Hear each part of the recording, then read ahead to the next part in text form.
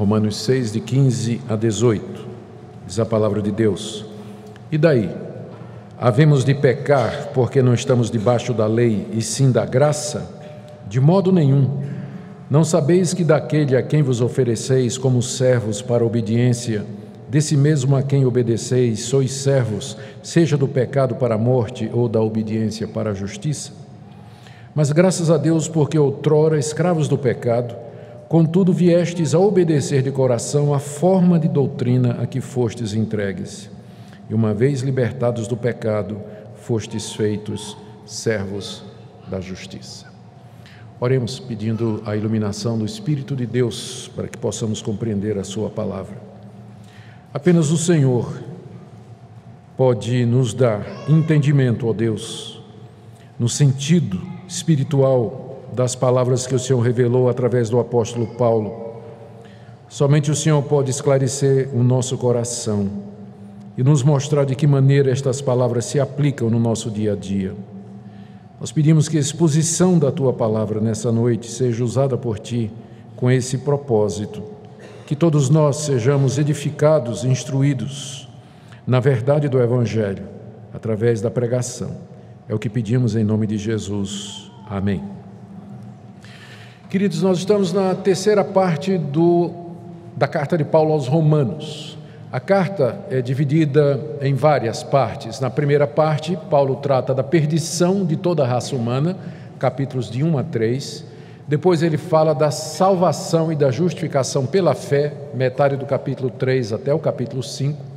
Depois ele fala da santificação, de que maneira os perdidos que foram salvos pela graça de Deus podem e devem viver aqui nesse mundo, que são os capítulos 6, 7 e 8.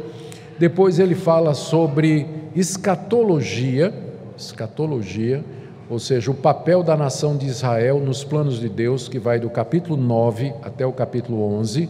E depois ele desenvolve alguns temas práticos para a vida da igreja, do capítulo 12 até o capítulo 15, terminando no 16, com uma série de saudações a pessoas que ele conhecia na igreja de Roma. Nós estamos então bem no meio da carta, na terceira parte que trata da santificação. E aqui na metade do capítulo 6, nós encontramos o apóstolo Paulo fazendo uma coisa que ele gosta muito de fazer.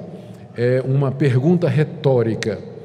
A pergunta retórica que ele costuma fazer, ele imagina uma pessoa que está escutando o que ele está dizendo e já antecipa a pergunta que aquela pessoa vai fazer quando ele terminar de falar.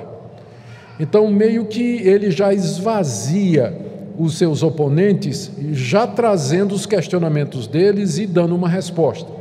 Aqui no caso, Paulo tinha feito uma declaração no verso 14, que nós vimos no domingo passado, que era uma declaração que provocaria com certeza reação no meio da sua audiência judaica lá em Roma. Ele disse no verso 14: o pecado não terá domínio sobre vós, pois não estáis debaixo da lei, e sim debaixo da graça. Então, essa declaração, para os ouvidos de um judeu, soava muito estranho, porque aos judeus foi dada a lei de Deus, e os judeus estavam acostumados a viver debaixo da lei de Deus, e eles pensavam que a lei de Deus era o caminho para a salvação.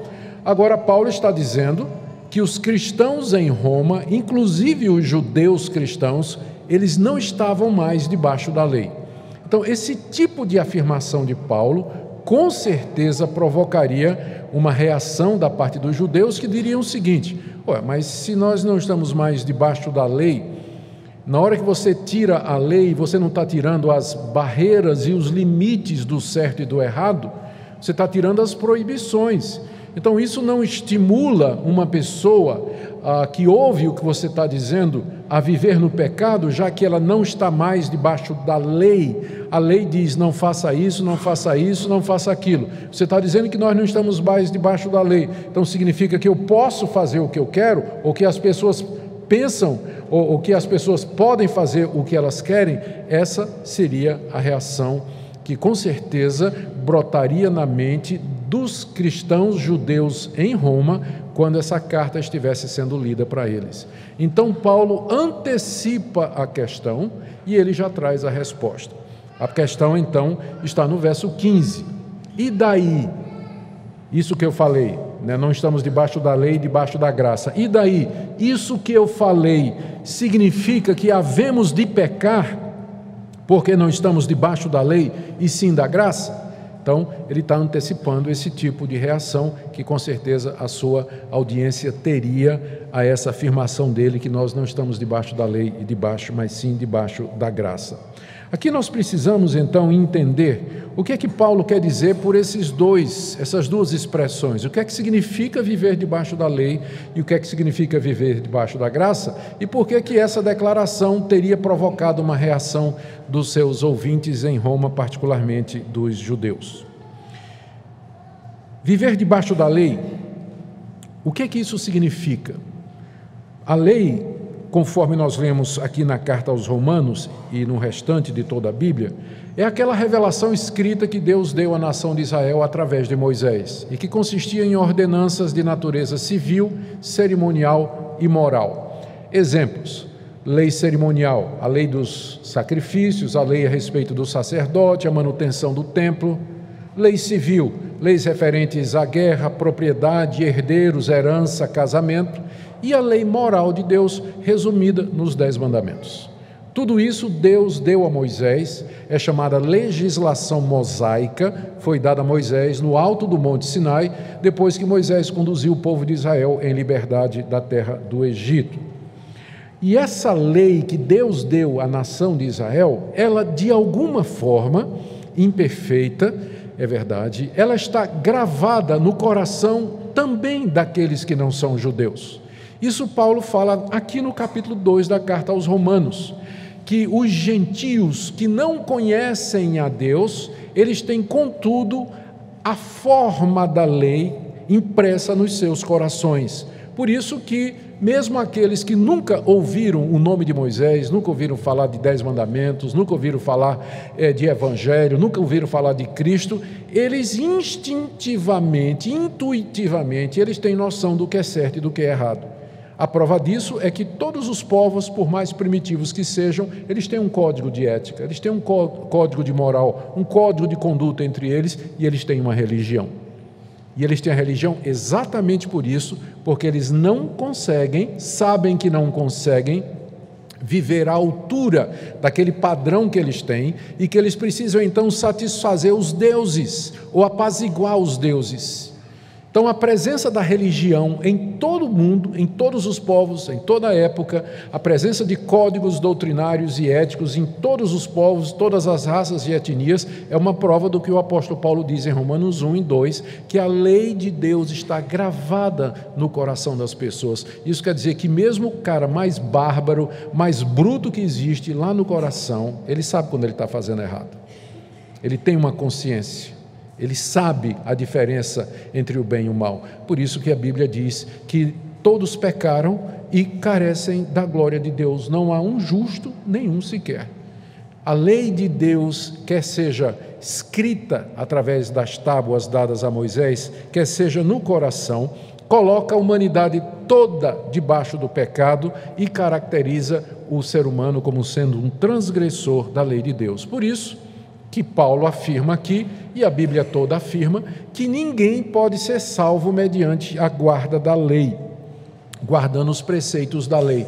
Não há ninguém que consiga cumprir todas as demandas de Deus, quer seja as demandas na lei de Moisés, quer sejam as demandas na consciência e do coração. O homem sempre se verá como um transgressor, quebrando aquilo que ele acredita que é verdade, fazendo aquilo que ele sabe que é errado e deixando de fazer aquilo que ele sabe, ou porque está escrito, ou porque é intuitivo, aquilo que ele sabe que ele deveria fazer, ou por omissão ou por comissão.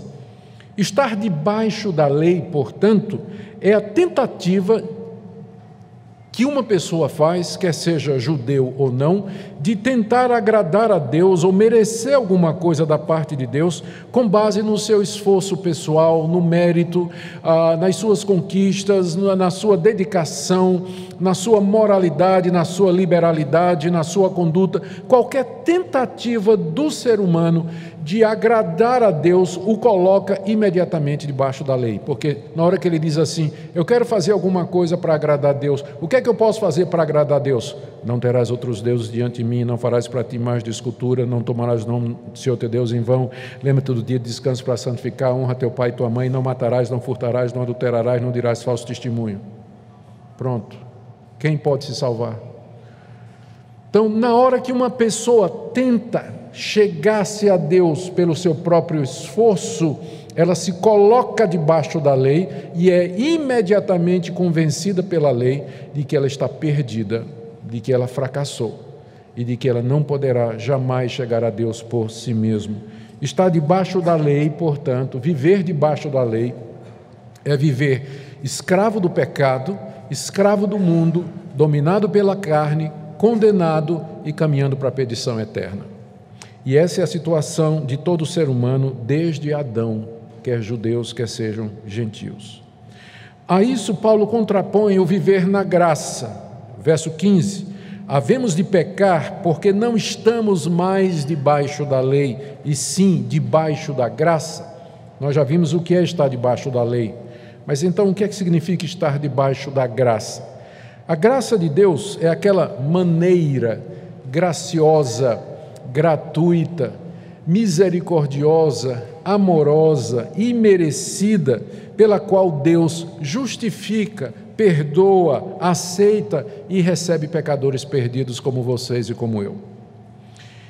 É chamado de graça porque Deus faz isso gratuitamente, sem exigir as obras da lei da parte do homem.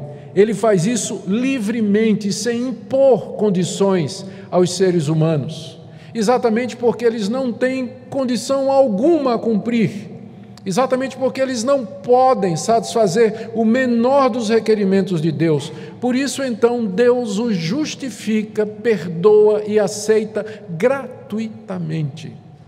Então, viver debaixo da graça é você já ter entendido que debaixo da lei você não pode agradar a Deus, jamais satisfará as suas demandas, e você humildemente recebe gratuitamente o perdão e a salvação que Deus lhe oferece mediante Jesus Cristo, porque é nessa base e nessa somente que Deus pode ser gracioso.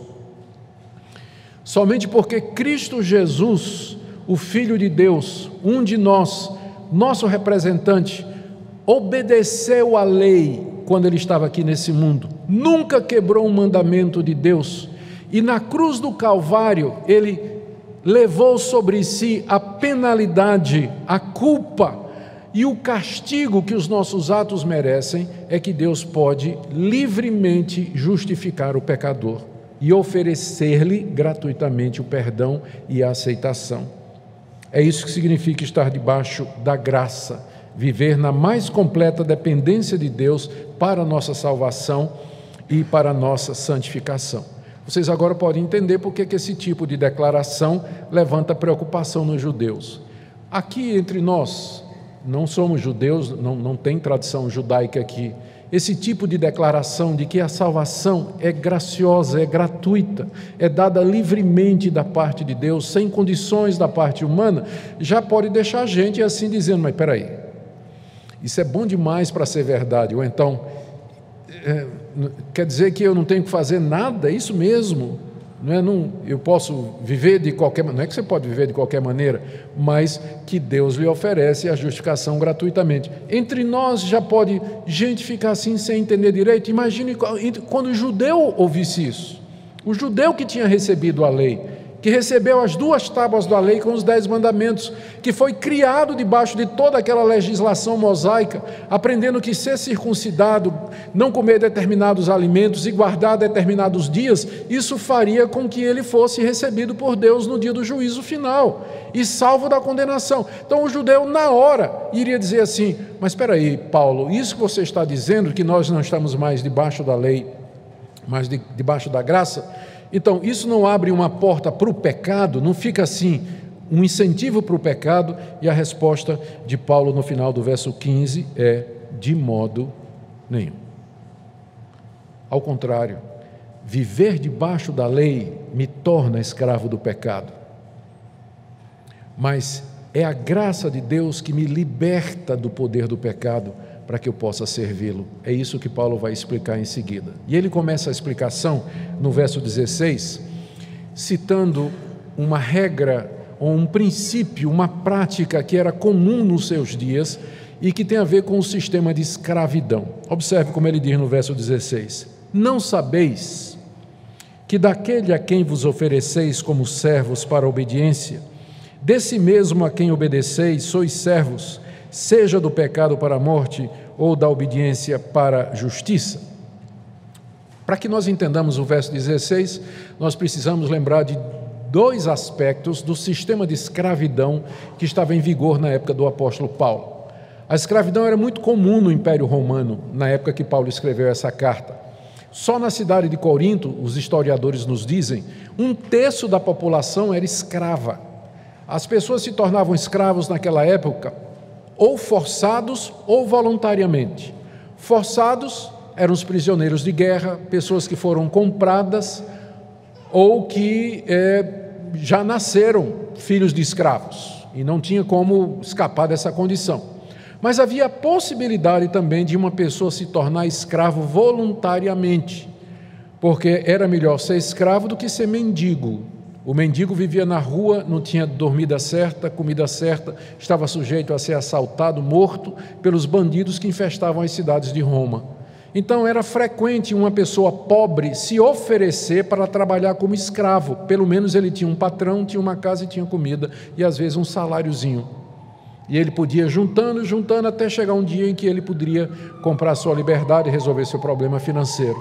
Então a escravidão voluntária era um sistema bastante conhecido naquela época. Há casos, inclusive, de pessoas que se vendiam como escravos para pagar uma dívida que eles haviam contraído. E há casos também de gente que gostava do patrão. Tem histórias nos livros antigos, não é, que falam de escravos que se tornaram como que membros da família. Nasceram na família, cresceram com os filhos do patrão, eram escravos, mas foram bem tratados e, numa certa ocasião, o patrão dizia: você está livre, eu vou te dar a liberdade. Dizia: não, eu quero, se você me aceita, eu continuo aqui. Inclusive, até no Antigo Testamento tem uma lei de Moisés que dizia que se um escravo quisesse, se o patrão liberasse um escravo e o escravo quisesse permanecer com o patrão, então o patrão levava o escravo para a porta, pegava uma chave de fenda e furava a orelha do escravo, né, na madeira da porta, e depois ele estava livre. Um escravo com a orelha furada significava que ele era um escravo voluntário, ele quis ficar com o patrão o resto da sua vida. Então havia essa possibilidade, é de onde vem um antigo brinco, né? Vem desse costume aqui, é brincadeira, claro que é. Então, né? Mas o ponto é que havia a escravidão voluntária. Então esse é o primeiro ponto que a gente tem que entender, que está por detrás do que Paulo está dizendo aqui. Uma pessoa podia se oferecer voluntariamente como escravo para servir algum patrão. Se o patrão quisesse, então ele estava empregado e se tornava escravo daquela pessoa. Tem um segundo aspecto da escravidão que está por detrás aqui do que Paulo está falando, que era a questão da exclusividade. Uma vez que você se tornava escravo de alguém, você pertencia completamente ao seu dono. Todos os momentos da sua vida de escravo. Você não teria tempo livre para servir a outro patrão. Isso é meio estranho para nós. Aqui eu posso ter um emprego de manhã, à tarde eu posso trabalhar em outro lugar e à noite eu posso tocar violino na Orquestra Municipal de Goiânia. Posso fazer 3 coisas diferentes. Mas o escravo no Império Romano, ele era de dedicação exclusiva ao seu patrão. Todos os minutos do seu dia pertenciam ao seu patrão. Ele não tinha disponibilidade para servir a 2 patrões, Por isso que Jesus Cristo disse aquela frase que se ficou famosa e virou provérbios, um provérbio: ninguém pode servir a dois senhores. Isso era resultante dessa característica do sistema de escravidão. Uma vez que você era escravo de alguém, você não tinha disponibilidade para servir a outro patrão. Era aquele e somente aquele. Cada escravo tinha somente um patrão. E a esse patrão ele dedicava sua vida, seu tempo, sua força, seus esforços, seus bens, seu corpo, tudo que tinha e era, pertencia àquele patrão exclusivamente, ele não podia ser de mais ninguém. São esses dois princípios que nós encontramos aqui por detrás do verso 16, onde Paulo então faz a aplicação. Ele quer dizer o seguinte: se você se oferecer ao pecado como sendo seu patrão, você não vai ter disponibilidade para servir a Deus. Você vai servir ao pecado. E você vai receber o salário do pecado, que é a morte. Enquanto você for escravo do pecado, você não tem tempo nem condição de servir a Deus, porque você já tem um patrão, e o patrão é o pecado. E o pecado vai lhe dar a sua recompensa, que é a morte. Da mesma forma, se você se oferece a Deus como escravo de Deus, Deus será o seu patrão, e você não terá disponibilidade para servir a outro patrão, o pecado. Você vai levar a sua vida como servo de Deus, e de Deus você vai receber gratuitamente a vida eterna, a justiça, que são os dois resultados que Paulo coloca aqui. Então, vamos ler outra vez o verso 16, tendo agora todo esse pano de fundo em mente. Aí o verso vai ficar claro. Paulo pergunta, esse não sabeis é retórico, né? Porque eles eram cidadãos romanos, os seus leitores, e certamente estavam bem familiarizados com isso. É como se Paulo tivesse assim: vocês não se lembram, né? Vocês não se lembram? Vocês não sabem que daquele a quem vos ofereceis como servos para obediência, desse mesmo a quem obedeceis sois servos? É aquele princípio que eu falei, da dedicação exclusiva. Você se oferece, você obedece. E agora Paulo faz a aplicação. Seja do pecado para a morte, ou seja, se você se oferece ao pecado para obedecer o pecado, você só pode servir ao pecado e no final você vai ganhar a morte. Seja da obediência para a justiça, ou você se oferece para obedecer a Deus, e aí você vai servir somente a Deus, e no final você vai receber a justiça. Justiça aqui é não somente a justificação, o perdão de pecados que Deus dá àquele que se oferece a Ele, mas também a justiça prática, uma vida justa, uma vida reta e santa. Em contraste, o pecado, ele paga a morte. É o salário que o pecado dá ao seu escravo. A morte aqui nesse mundo, a morte espiritual e a morte eterna que vem depois da morte física. Você percebe aqui dois pontos. Eu quero destacar dois pontos ainda aqui no verso 16. O primeiro deles é que Paulo enfatiza que essa entrega ela é voluntária. Note que ele diz aqui, ele usa o verbo oferecer. Eu me ofereço, ou seja, é uma atitude da minha parte, é uma ação minha. Eu me ofereço ao pecado. É como se eu chegasse para o pecado e dissesse: eu quero ser o seu escravo, eu quero fazer a tua vontade, pecado. Como é que você quer me usar? Me use como você quiser. E o pecado não diz a princípio, mas no final você vai descobrindo, quando chegar no fim do mês, quando chegar o contra-cheque, você vai ver o que é que ele vai pagar. Está dizendo aqui que o pecado vai pagar a morte. É o seu contra-cheque no final do mês, quando você se oferece ao pecado como sendo o seu patrão. Então, é uma atitude voluntária, de entrega. Mesma coisa com relação a Deus. Segundo ponto que eu queria que você notasse é que o contraste que Paulo está fazendo aqui, no final do verso 16, é entre o pecado e a obediência. Ele diz: você pode se oferecer ao pecado, e aí traz morte, ou você pode se oferecer à obediência. Pressupõe-se que a obediência a Deus, isso traz a justiça. O que mostra que a essência do pecado é a desobediência. O pecado é a desobediência clara, voluntária, consciente, sabida e conhecida a alguma lei de Deus. Ou seja, quando a pessoa se entrega ao pecado, ela não está fazendo isso inocentemente. Ela está fazendo isso como um ato de rebelião contra Deus, porque, como nós já dissemos, a pessoa tem consciência do certo e do errado. Ela sabe o certo e o errado. Muito mais nós que vivemos num país cristão, onde temos acesso à Bíblia, à Palavra de Deus, nós sabemos o que é o certo e errado. Portanto, quando nós nos entregamos ao pecado como escravos, nós estamos cometendo um ato de desobediência àquela verdade que já nos foi revelada e que está gravada no nosso coração.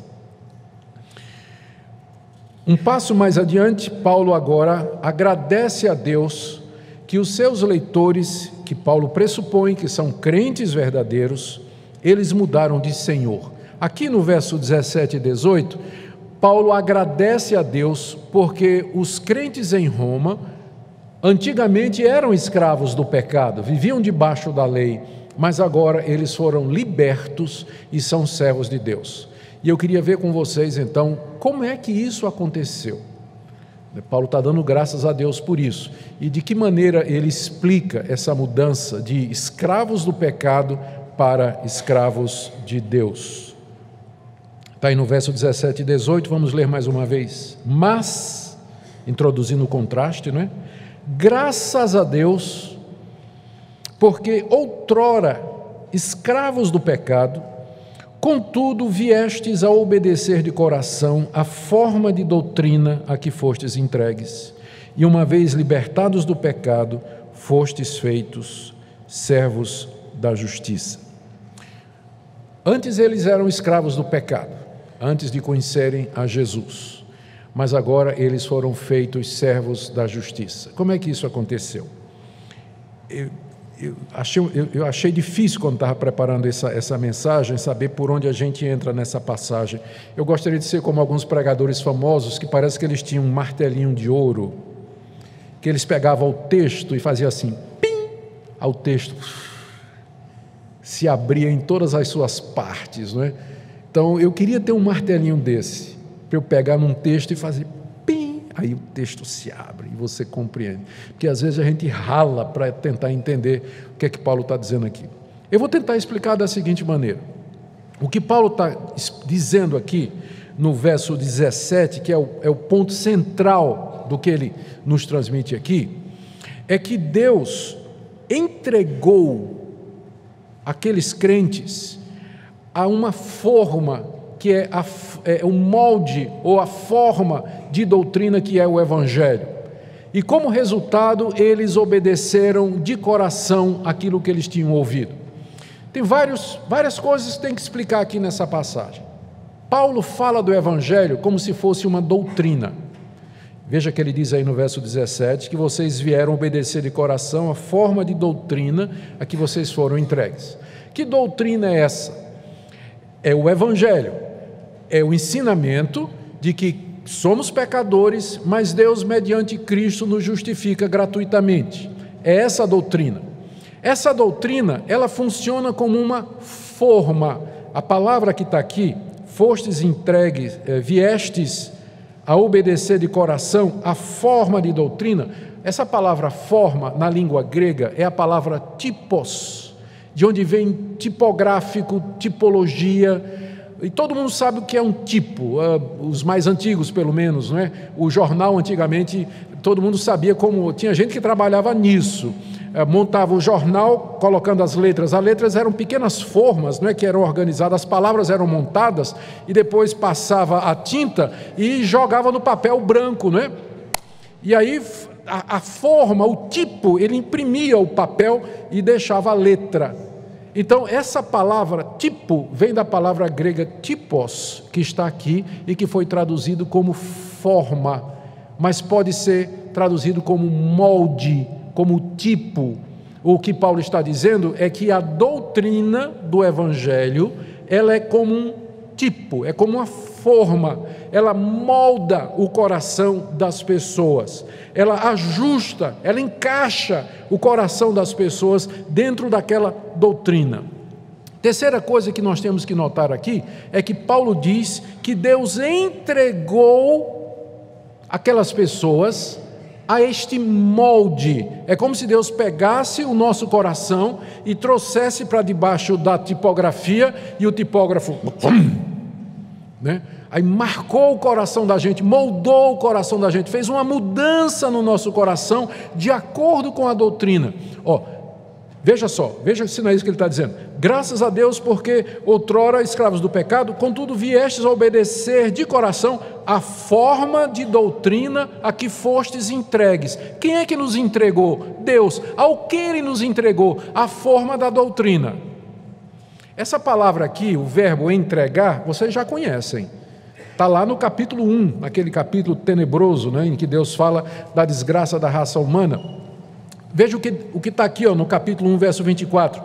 Por isso Deus entregou tais homens à imundícia pela concupiscência do seu próprio coração. Depois no verso 26, por causa disso os entregou Deus a paixões infames.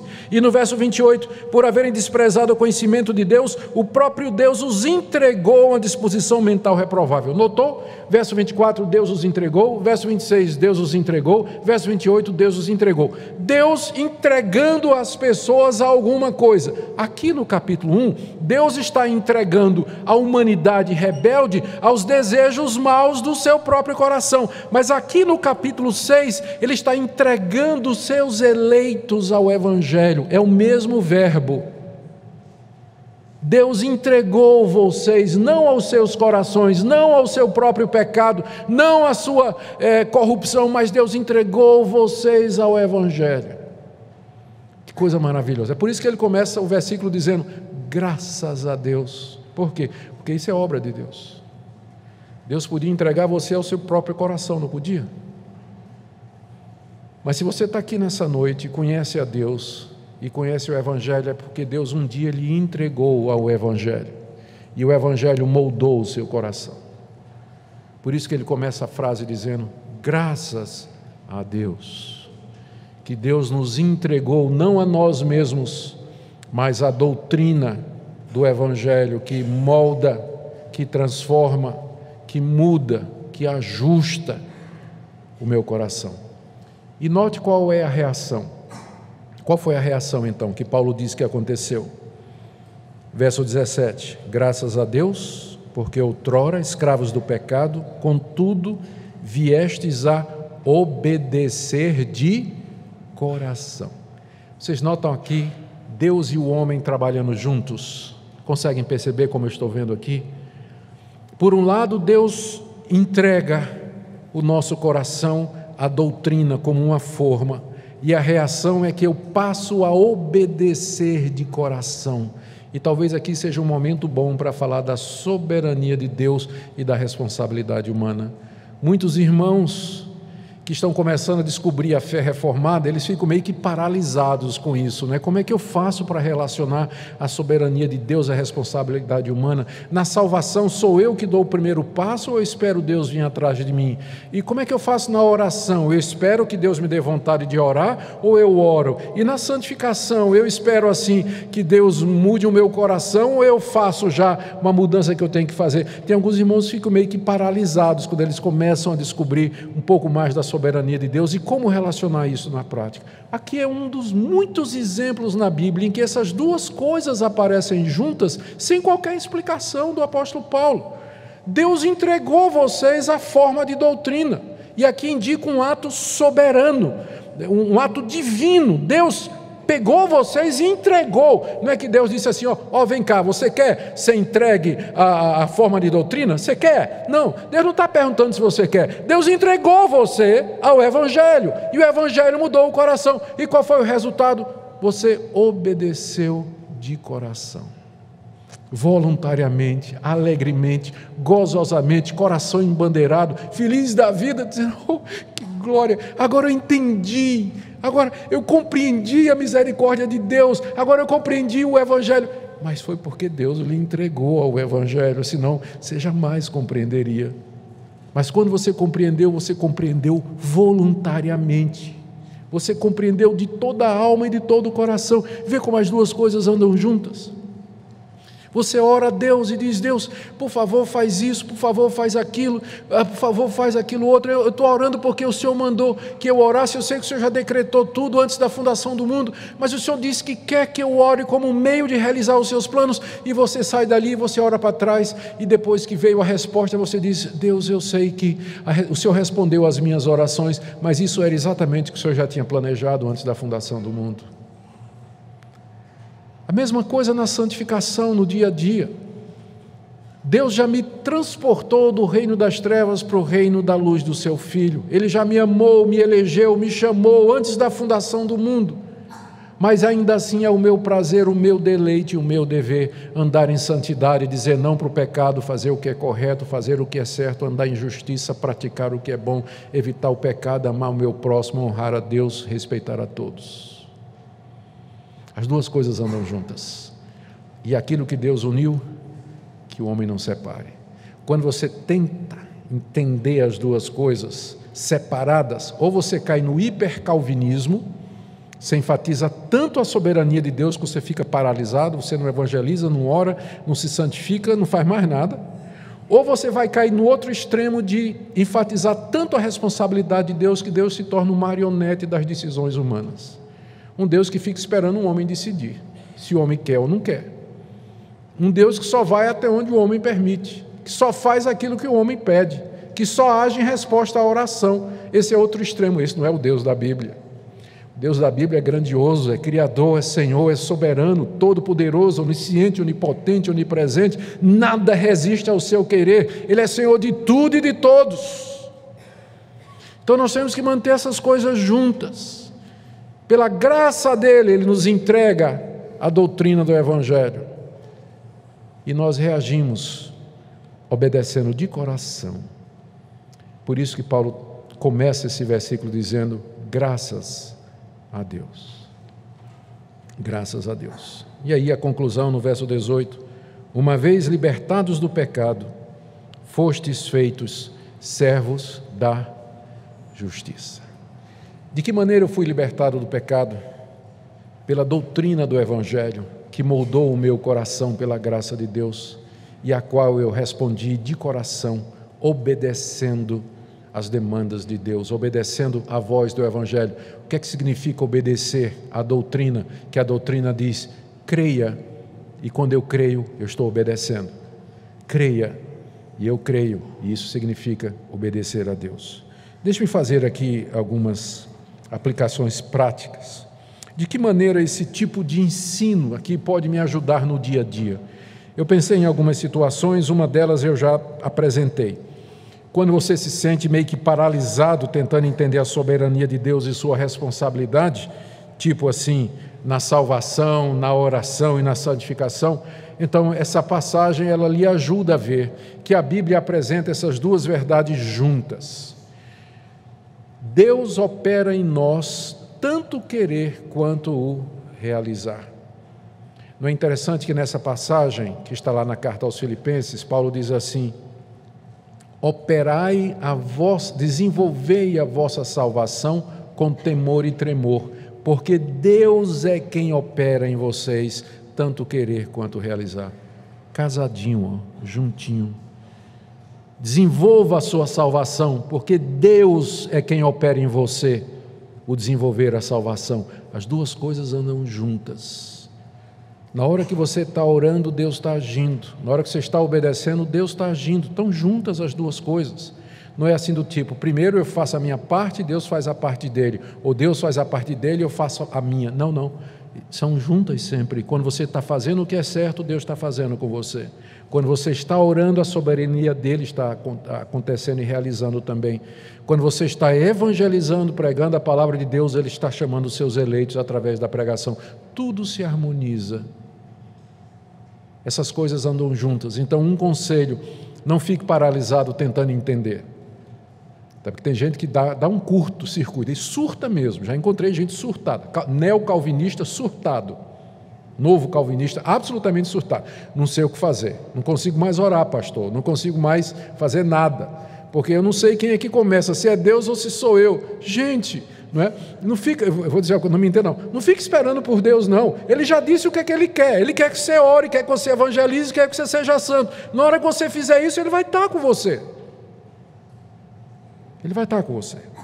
Essa é uma aplicação prática. Segunda, quando você se sente tentado a pecar e a fazer alguma coisa errada, não busque forças em você mesmo, porque na hora que você fizer isso, você vai se colocar debaixo da lei e vai cair debaixo do domínio da carne e vai ser pior ainda.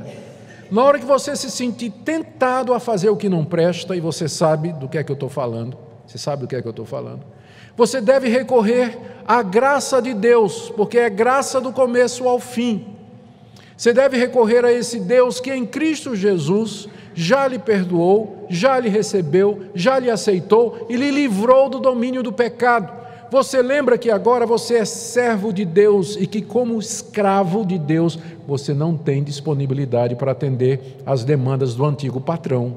Você já foi alforriado, você não pertence mais ao antigo patrão, você pertence agora a Deus, portanto você não tem tempo, você não tem disponibilidade para atender ao pecado, por isso você pode dizer não, não e não. Eu não tenho que lhe obedecer, porque eu sirvo ao Deus dos céus, ao Deus gracioso que pagou o meu preço e a quem eu pertenço. Se você caiu em pecado, se você fracassou, isso não significa que você deixou de ser servo de Deus, porque às vezes servos de Deus são indolentes, preguiçosos e descuidados, e às vezes eles traem o seu patrão com o patrão anterior. Isso que acontece quando você cai em pecado e você ofende ao seu patrão, que é Deus, e você se oferece ao seu antigo patrão, é alguma coisa que desagrada o coração de Deus, sem dúvida, que entristece o Espírito Santo de Deus, mas isso não significa que você não é filho de Deus e servo de Deus. A maior prova de que você continua sendo servo de Deus é que você vai se levantar, você vai pedir perdão a Deus, você vai reconhecer os seus pecados, você vai se reconciliar com quem você prejudicou, quem você ofendeu ou com quem você errou, e você vai voltar ao caminho da justiça, porque a graça de Deus lhe levanta e lhe permite isso, lembrando que é graça do começo e ao fim. Por último, quando o pecado parecer para você uma coisinha irrelevante, pequena e justificável, como acontece durante o nosso dia a dia, determinadas coisas erradas, não é? A gente faz porque a gente acha que é pequeno, é justificado, é um mal menor e uma série de outras coisas. Lembre que diante de Deus não existe essa distinção. É claro que existe uma distinção entre você adulterar e matar alguém e você contar o que a gente chama de uma mentirinha branca, né? Mentirinha branca, que não existe, né? Mas o pessoal chama às vezes de uma mentirinha aparentemente inocente. O que é que uma mentirinha aparentemente inocente e um assassinato têm em comum? Eles são diferentes com relação aos efeitos e às consequências, não há dúvida disso, mas eles têm em comum que ambos são quebra da mesma lei de Deus, porque o mesmo Deus que disse não matarás é o mesmo Deus que disse não dirás falso testemunho. Então, nunca o pecado é irrelevante, nunca ele deixa de ter a sua gravidade e a seriedade. E você já aprendeu aqui nesse texto que o salário do pecado é a morte. É isso que o pecado vai lhe dar no final do mês no seu contra-cheque, a morte. É isso que você vai receber dele, do seu empregador. Ao passo que, se você serve a Deus e resolve fazer o que é certo, Deus lhe dará graciosamente a justiça, o perdão de pecados e a santificação aqui nesse mundo. Como é que está a sua vida nessa noite? Queria que você examinasse o seu coração. A palavra de Deus é como espelho, e à medida que ela é ensinada, ela é exposta, você se vê na pregação. Se você de fato veio ouvir a palavra de Deus nessa noite, à medida que o texto ia sendo explicado e a Bíblia ia sendo lida, você ia fazendo uma comparação. Isso que a Bíblia está dizendo e a minha vida. E a comparação funciona mais ou menos assim. Não, isso aqui eu já experimentei, isso aqui é verdade. Ih, meu Deus, eu estou falhando nisso. Ai, meu Pai, essa mensagem é para mim, isso foi para o meu coração. É verdade, isso que está dizendo é para mim. A pergunta é: o que é que você vai fazer nessa noite?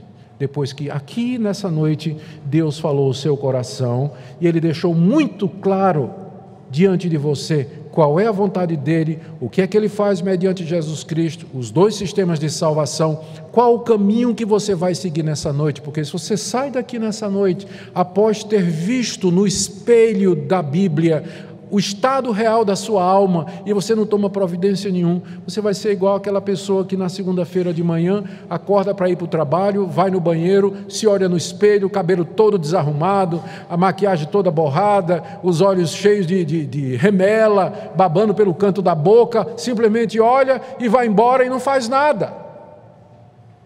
De que adianta olhar no espelho? De que adianta ouvir sermões? De que adianta ouvir a palavra de Deus? Se você hoje à noite não decide, lembra do oferecei-vos, há uma responsabilidade que é colocada a nós. Se você hoje à noite não diz: Senhor, eu quero me oferecer a Ti completamente, eu não quero mais me oferecer ao pecado para ser instrumento da maldade e da impureza, mas eu quero me oferecer a Ti, por Tua graça e misericórdia, liberta o meu coração.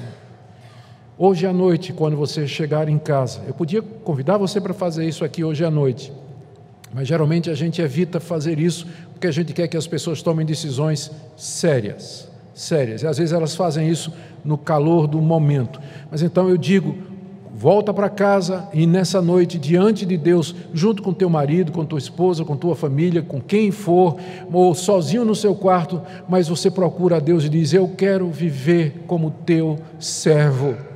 Eu quero viver como servo de Deus, liberto do poder do pecado. Quero viver uma vida santa e reta diante de Ti. Não porque eu tenho forças, mas porque o Senhor promete aqui. Porque o Senhor promete aqui na Tua palavra.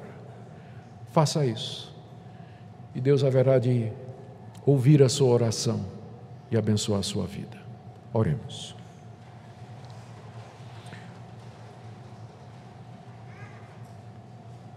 Te damos graças, ó Pai, porque não nos entregastes a nós mesmos, mas porque nos entregastes à doutrina, ao Evangelho de Jesus Cristo, Teu Filho. Nos entregaste a esta forma, a esse molde que gravou indelevelmente no nosso coração a Tua graça, a Tua verdade, selada com o Espírito Santo da promessa. Te damos graças porque a Tua misericórdia dura para sempre. Mesmo quando caímos, falhamos, o Senhor se compadece dos que são Teus, dos Teus escravos fracos, e Tu os levanta e os trata como filhos, mais do que escravos, como filhos. Pedimos a Tua misericórdia para aqueles que estão aqui nessa noite, que têm caído, e que têm se comportado como escravos do pecado, embora professem Te conhecer. Pedimos que o Senhor os ajude a entender a gloriosa liberdade dos filhos de Deus, que eles possam experimentar esta liberdade do domínio do pecado, no viver uma vida santa e reta aqui nesse mundo. Oro pelos que estão sendo tentados, Senhor.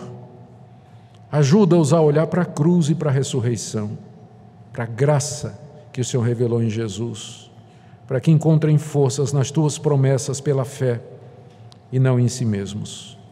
Abençoa essa igreja, que ela seja feita não de pecadores que se justificam, mas de pecadores salvos pela graça, humildes, que amam, sabem perdoar porque foram perdoados, não críticos ou juízes, mas irmãos e amigos. É o que nós Te pedimos em nome de Jesus. Amém. Amém.